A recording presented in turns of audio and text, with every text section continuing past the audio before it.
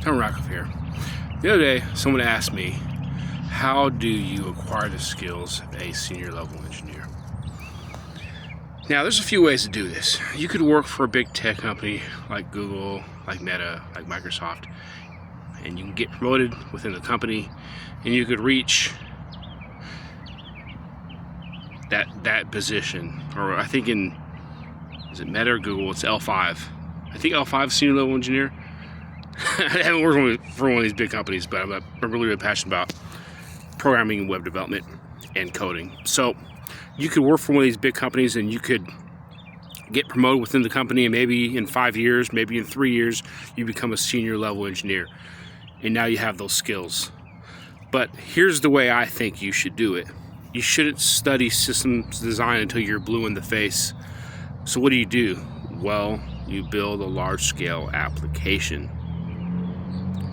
You build an application that can scale. So now we're getting into systems design because you want this application to scale. So what kind of database are you going to use? Is it going to be an SQL database? Is it going to be no SQL? Are you going to implement sharding? You probably should if your application is going to scale and grow.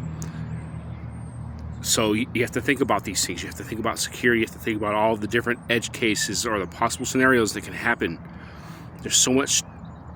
To become a senior level engineer, it just takes time. It's not going to happen overnight. It's not going to happen in a year. It's probably going to happen in about 3 to 5 years to have that skill set. I don't care because if you're not building stuff, you're not really learning. You're not really sharpening your skill sets. If you're not actually building stuff, if you're not in front of the computer coding, building stuff, building out front end, back end, building out your authentication API. You gotta just put in the time. You gotta have the experience. So my advice is build a large-scale application, not a smaller application, a large-scale application, and you're gonna learn systems design because there's a lot to it. And once again, are you going? As your app scales, you're probably going to have some load balancers. You're gonna want to have load balancing. There's different types of scaling. There's horizontal scaling. There's vertical scaling. How are you going to do that?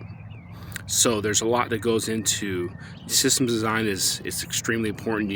I understand grinding out leak code can be extremely important still to this day, because we don't have the internet the way it is today without data structures and algorithms.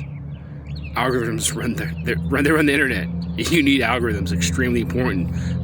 Your database engine is running off of algorithms. You see what I'm saying? If you're building a database and you have indexing, that database has indexing. It's your database engine is going by some sort of algorithm, whether it's the B-tree algorithm, it can be other type. There's other types of algorithms.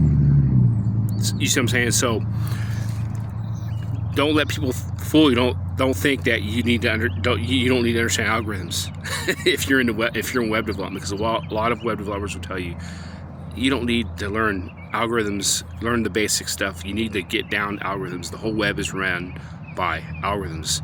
The web is efficient as it is because of algorithms. So yes, DSA, data structures, and algorithms are extremely important. But if you want to become a senior level engineer, you have to see the big picture. You have to understand how front-end systems work, how back-end systems work, how APIs work. Systems design is extremely important. And another thing you need to learn is the thing you have to understand is, with a company like Google and Meta, they have budgets. These companies, as big as they are, they're trillion-dollar companies, they still have budgets. They can only, you see what I'm saying? So the thing you have to understand is that a few lines of code written the wrong way can crash a server just like that. It can run up your bills just like that. There's so many different things that can happen. A few lines of code, now your server runs out of memory, it's over. Your server crashes. They have these things called out of memory errors that can happen. Once again, you got to know how to write code, and it needs to be efficient, and it's extremely important.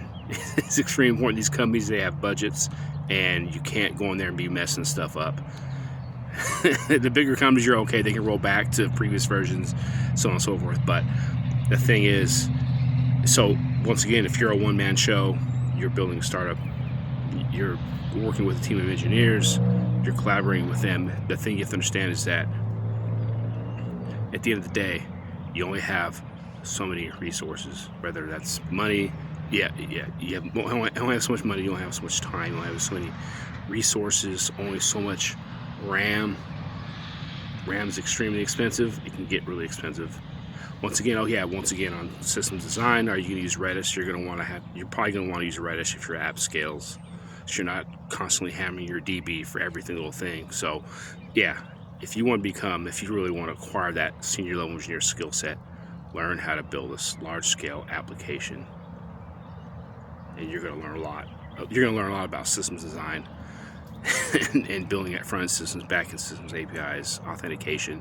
Once again, what really extremely important, dealing with those edge cases. So hope you liked my video. This is Tyrone Ratcliffe. Make sure you comment, like, and subscribe. Let me know your thoughts, and I'll talk to you later.